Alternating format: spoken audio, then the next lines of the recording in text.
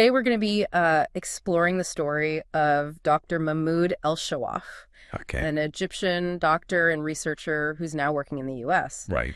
Our source is a YouTube interview where he talks about his unique path to medicine, his experiences in Egyptian medical school, Yeah. his love for anime, Interesting. and even his approach to handling stress. That's a good one. It's going to be a fascinating deep dive. Oh, yeah. So, Where do you begin? let's start at the beginning. Okay. Dr. Mahmoud talks about growing up in Kuwait and Egypt, and it seems like his family had a huge influence on his career aspirations, especially his mom. Yeah, his mom really wanted him to go to Ain Shams University for medical school. Oh, wow. It's one of the most prestigious universities in Egypt. Think of it like the Harvard of the Middle East, Wow. but it also has a pretty tough reputation. Oh, really? It's interesting how those early expectations can shape our choices, isn't it? Like how much of our path is chosen for us versus what we discover for ourselves along the way. Right, and Dr. Mahmoud's story is a perfect example of that. Yeah. Because here's this guy headed for one of the most intense medical programs you can imagine. Yeah.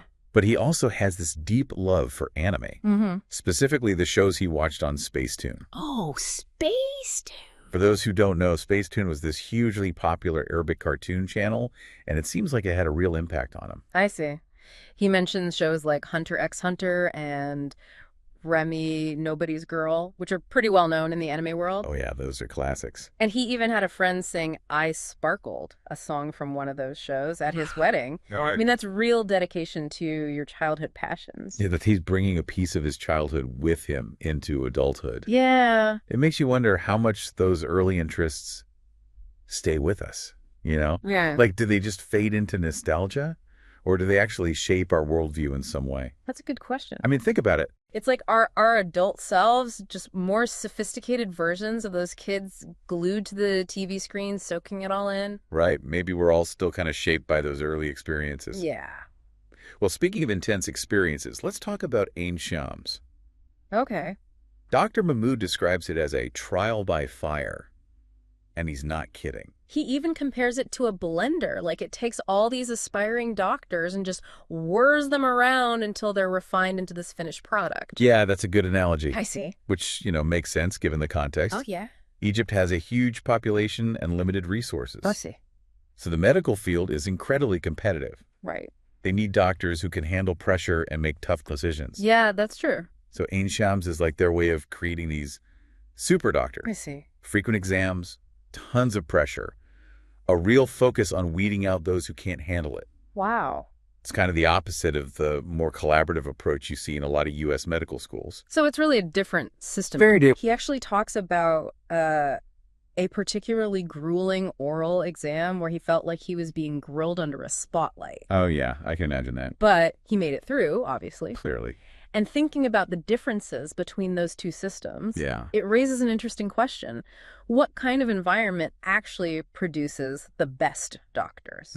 The ones who thrive under intense pressure, or the ones who learn in a more supportive, collaborative setting? That's a tough question. It's like there's no right answer. There's no easy answer, right? It's like comparing apples and oranges. Yeah, But it's something to think about, absolutely. especially if you're interested in the world of medicine and how different cultures approach training and practice. Yeah, how they think about it. Now, after conquering Ain Shams, Dr. Mahmoud decides to take on a new challenge, Oh. moving to the U.S. and navigating the American medical system. Oh, wow, that's a big one. Yeah, and that's no small feat. No. It's a whole new set of rules, expectations, Oh, right. and of course, exams. Oh, more exams. He had to go through the USMLEs, which are these notoriously difficult exams that test medical knowledge and clinical skills. I've heard about those. Yeah, they're tough. So he had to basically start over. In a way. And he almost had to return to Egypt because he hadn't fully researched the visa requirements beforehand. Oh, no. It just shows how crucial it is to really understand the system Absolutely. before making a big move like that. Right. Do your research. He really emphasizes the importance of thorough research and preparation, not just for the exams, but for the cultural differences, the visa process, even the unspoken rules of navigating a new workplace. Yeah, it's about more than just book smarts. Yeah. It's about understanding the whole context. And this is where the idea of mentors comes into play. Dr. Mahmood talks about meeting Dr. Gabriel Mark, a renowned liver transplant surgeon who became his mentor. Yeah, Dr. Mark seems like an amazing guy. He was instrumental in helping him get a research position at Houston Methodist. Right, that connection was key. Which opened up a whole new chapter in his career. It's amazing how one person can make such a difference. It's a great reminder that mentors can make such a difference. Absolutely. Whether it's offering guidance, opening doors, or just believing in you when you're not sure you believe in yourself. Sometimes that's all it takes, just someone to believe in you. And it goes both ways, right? I mean, Dr. Mahmood was able to contribute his own skills and knowledge to the research team at Houston Methodist. Right, it's a mutually beneficial relationship. It's like a two-way street. Exactly. Where both the mentor and the mentee benefit from the relationship. They both grow and learn from each other. I think that's a great place to pause for now.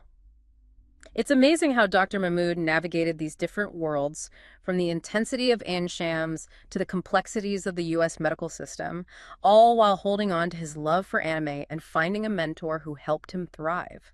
It's a reminder that life is full of surprises, and sometimes the most unexpected paths lead to the most amazing destinations. It shows you that sometimes the most fulfilling paths are the ones that embrace both the expected and the unexpected. Right. It's about finding that balance. Yeah, that balance between the things you plan for and the things that just happen. And being open to the possibilities that come your way. That's a great way to put it. Yeah. So let's take a quick break, and when we come back, we'll dive into Dr. Mahmood's research at Houston Methodist and his unique approach to handling stress. Sounds good. So we left off with Dr. Mahmood landing this amazing research position at Houston Methodist. Right. A whole new world for him. What kind of research was he doing there? Well, this is where we get to see the contrast between the two worlds of research. Okay. Basic science and clinical research. Oh, I see. Yeah. Basic science is all about figuring out how things work at a fundamental level. Like, Think test tubes and petri dishes. Okay, yeah. And clinical research is more about applying that knowledge to real patients and seeing if new treatments actually work. So like taking it out of the lab and into the real world. I see. Dr. Mahmood had the chance to work on both. Wow. Which gives him this really unique perspective. Yeah, that's amazing. He doesn't go into too much detail about his basic science work. Okay. But he does talk about this fascinating clinical research project involving a brand new machine for organ transplantation. Wow, that sounds... This machine, called an OCS machine, OCS machine. was designed to keep organs healthier outside the body for longer. Wow. Which could drastically increase the success rates of transplants. That's huge. Yeah, it's a big deal. I can imagine the pressure involved in a project like that. Oh, yeah, for sure. Especially if they're trying to get FDA approval. Right. The stakes are incredibly high. Yeah. But even in this high-pressure environment, Dr. Mahmood mentions this really heartwarming detail about his mentor. Oh, yeah. Dr. Mark. What's that? He said Dr. Mark would make him a special lunch plate. Just to make him feel welcome and part of the team. That's so nice. It's those little things that can make a big difference when you're starting out in a new place. Yeah, for sure. It shows how even the most brilliant surgeons, the ones at the top of their field, understand the importance of creating a supportive environment. Right. It's not all about competition. Exactly. Okay, so we've talked about the intensity of ANSHAMs, the challenges of moving to the U.S., and now this high-pressure research project. Right. You'd think Dr. Mahmood would be feeling pretty stressed out by this point, right? You would think so. Not. But this is where the interview takes a really interesting turn. Oh. Dr. Mahmood admits that he didn't even realize he was stressed for years. Wait, what? Yeah, you heard that right. How is that even possible? Well, it's actually more common than you might think. Really? Sometimes we get so used to pushing ourselves, to operating in this constant state of go, go, go. I know what you mean. That we don't even recognize the toll it's taking on us. It's like we're running on fumes. Exactly. But we don't even realize it. And Dr. Mahmood's story is a good reminder to pay attention to those signals. So what kind of signals are we talking about? Well, they can be different for everyone. Okay. But some common ones are feeling irritable or withdrawn, having trouble sleeping, experiencing physical symptoms like headaches or muscle tension, or even just feeling completely overwhelmed all the time. Those are definitely things I've experienced before. I think we all have at some point. So what happened with Dr. Mahmood? How did he finally realize he was stressed? He doesn't go into specifics. Okay. But it seems like it was a gradual process of becoming more self-aware. I see. And once he recognized the stress, he started to develop coping mechanisms. Like what? He talks about taking time for himself, Okay. making sure to communicate openly with his wife about how he's feeling, Right. and cultivating a sense of gratitude for the good things in his life. They sound like pretty solid strategies. They're simple but effective. Yeah, not like some over-the-top self-care routine, but just simple, practical things you can incorporate into your daily life. Right. It's not about eliminating stress completely, Yeah. because that's just not realistic. No, I guess not. It's more about recognizing it, managing it, and finding ways to recharge yourself so you don't burn out. That makes sense. And speaking of support, Dr. Mahmood brings up this really interesting idea towards the end of the interview. Oh, yeah. What's that? You're talking about his vision for creating a network for Egyptian doctors in the U.S., right? Yes. It's a great idea. I thought that was brilliant. And it really ties back to the importance of mentorship and community that we've been talking about. Imagine being able to connect with other doctors who understand your unique experiences. Right, who've been through similar challenges. Who can offer guidance on navigating the U.S. medical system. Absolutely. Who can share job opportunities and just provide a sense of belonging. It's like having a built-in support system. Exactly. He specifically mentions the importance of having both senior figures and younger doctors involved. Oh, that's a good point. So you have the experience and wisdom of those who've been through it all, Right. combined with the energy and fresh perspectives of those just starting out. It's like a blend of the old and the new. Exactly. Creating this ecosystem where everyone can support each other and learn from each other's experiences. I love that idea. And he actually invites anyone listening who's interested in contributing to this idea to reach out to him. Oh, wow, that's great. His messenger handle is Mahmoud Elshawaaf, Okay.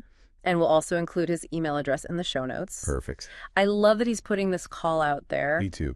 inviting people to be part of something bigger than themselves. It's inspiring. It's a reminder that we don't have to just passively listen to these stories. Right. We can actually do something. We can actually take action and contribute to positive change. Now, as we wrap up our deep dive into Dr. Mahmood's journey, Okay. I want to leave you with this final thought. It's inspiring to hear how Dr. Mahmood has embraced all those challenges and unexpected detours in his life. Right. From the rigorous training at Ain Shams to Yeah. the complexities of working in the U.S. medical system. Absolutely. He's faced it all with resilience and a willingness to adapt. Yeah, and what really struck me was how his passion for anime, something seemingly unrelated to medicine, Right. seems to have played a role in shaping his outlook.